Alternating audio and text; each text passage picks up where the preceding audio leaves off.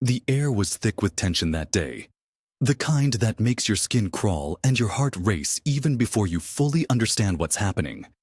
It was supposed to be a solemn occasion, a funeral for a decorated military general, a man who had spent his life serving his country with honor and dignity. The streets were lined with mourners, their heads bowed, their hearts heavy with grief. But what unfolded that afternoon was anything but peaceful. It was a moment that would shock the nation, spark outrage, and ultimately lead to a courtroom drama that no one could have predicted. This is the story of a racist cop, a military general's funeral, and a single, fateful decision that changed everything.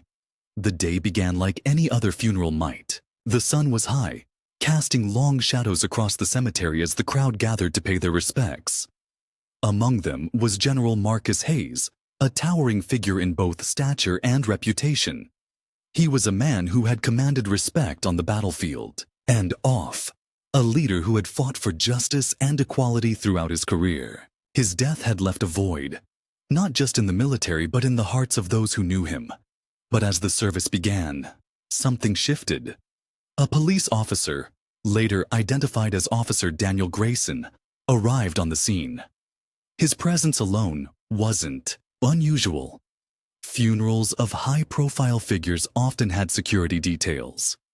But the way he carried himself, the way his eyes darted across the crowd, hinted at something darker brewing beneath the surface.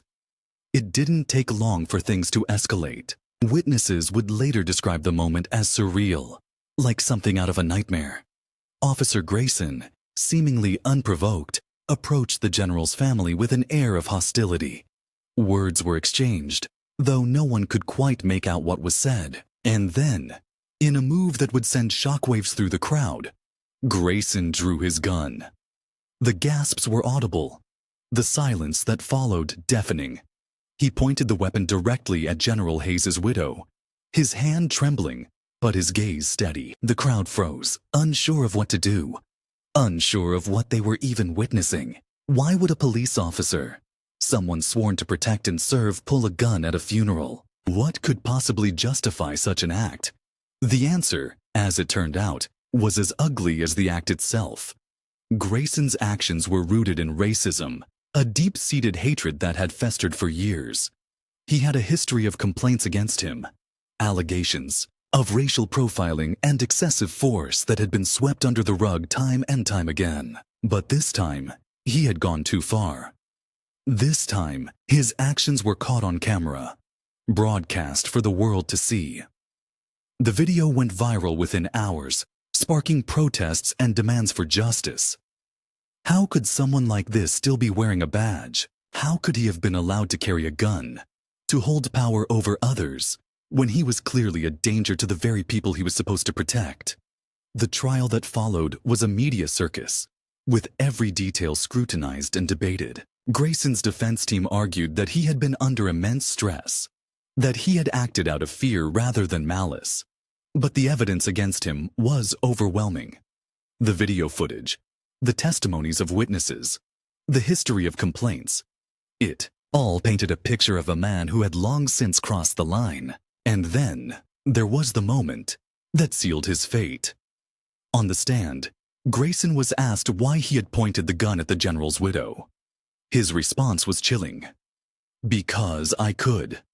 Those 3 words, cold and unrepentant, were enough to turn even the most skeptical jurors against him. But this story isn't just about one man's downfall. It's about the system that allowed him to rise to power in the first place. It's about the countless lives he may have damaged along the way. And it's about the courage of those who stood up to him, who refused to let his actions go unchallenged. As the judge handed down the sentence, life in prison without the possibility of parole, there was a sense of relief, but also a lingering unease. Justice had been served, but at what cost? What did this say about the world we live in? About the battles we still have to fight? And yet, even as the gavel fell, there were questions left unanswered. What had driven Grayson to that moment? What had pushed him to the edge? And perhaps most importantly, what would happen to the others like him? The ones still out there, still wearing the badge, still holding the power. The story doesn't end here. In fact, it's only just beginning. Because while Grayson may be behind bars, the issues he represents are far from resolved.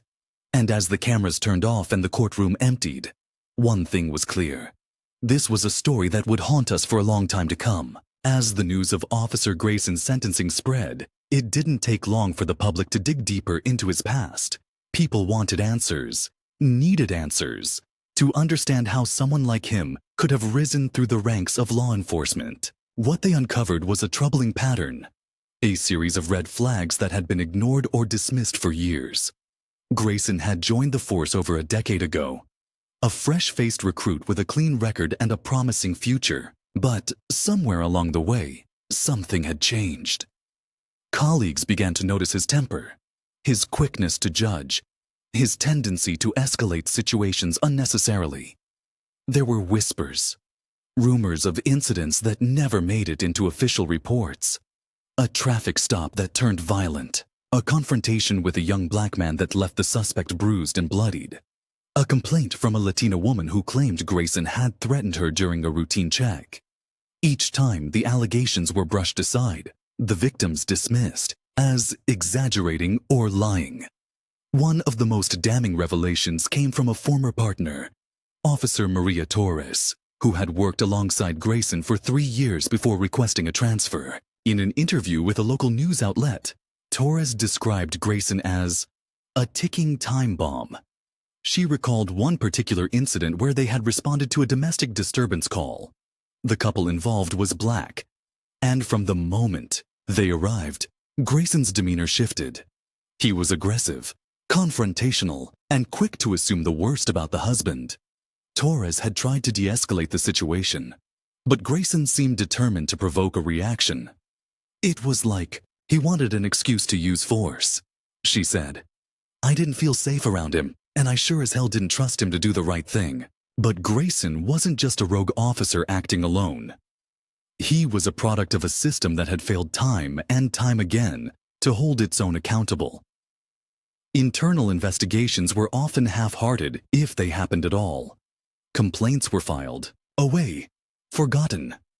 And when officers like Grayson were disciplined, it was usually with a slap on the wrist, a few days of paid leave, a transfer to another precinct, a stern talking to from a superior. The message was clear. As long as you didn't make too much noise, you could get away with almost anything.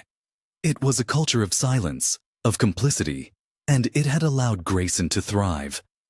Meanwhile, the family of General Marcus Hayes was grappling with their own grief and anger. The funeral had been meant to honor a man who had dedicated his life to serving others, but it had been tainted by Grayson's actions. For his widow, Evelyn Hayes, the pain was twofold.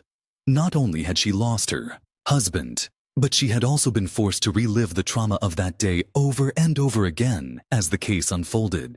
Marcus spent his life fighting for justice, she said in a tearful press conference. And to have his memory disrespected like this, it's unbearable.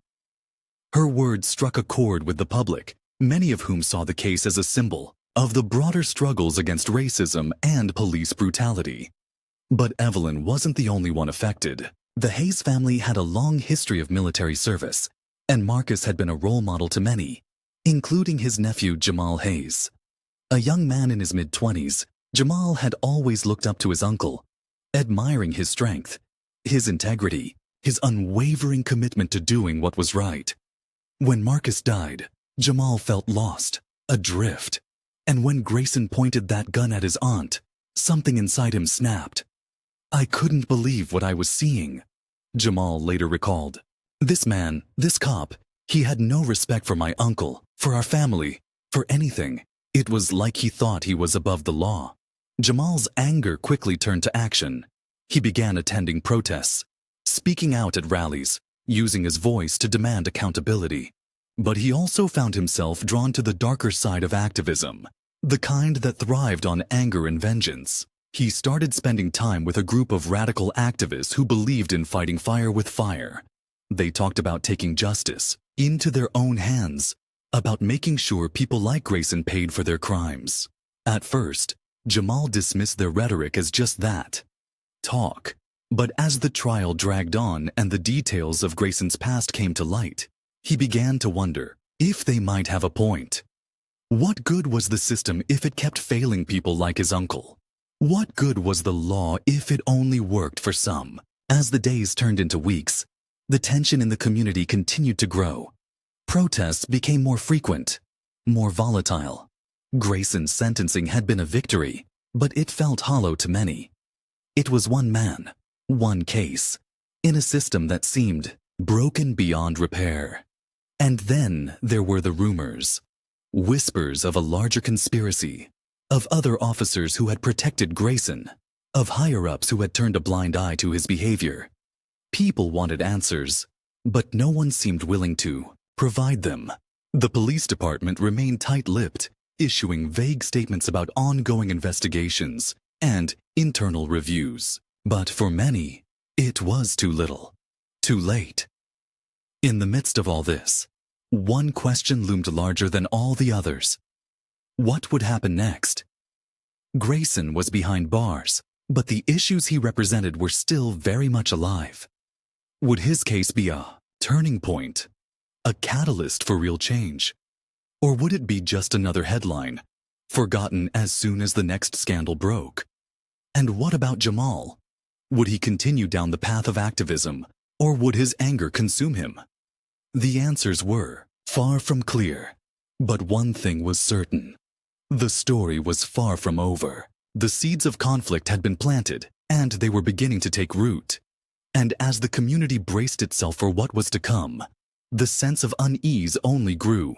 Something was brewing, something big. And when it finally erupted, no one would be ready for the fallout.